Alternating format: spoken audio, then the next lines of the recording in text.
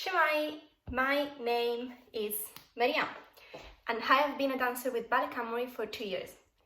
I don't know if you know this, but Ballet Camera is a very international company.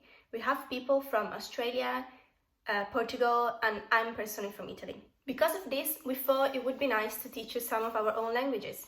So today you're gonna learn some Italian with me. The sentence that I thought about is reflective of the days we are facing, so hopefully you won't need to use it in the future. So we are going to learn how to say stay at home, wash your hands, and everything is gonna be alright. Let's take it one bit at a time. First bit, state a casa. This is the plural, by the way, so I'm talking to you as a group of people. So we say state a casa. Repeat it. State a casa. Alright, now let's try the second part, which is lavatevi le mani. Lavatevi le mani. Repeat. Lavatevi le mani.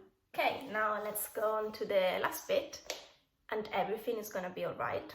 We say e andrà tutto bene. Repeat.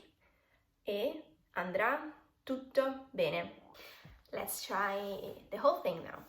So, state a casa, lavatevi le mani e andrà tutto bene. Let's try again.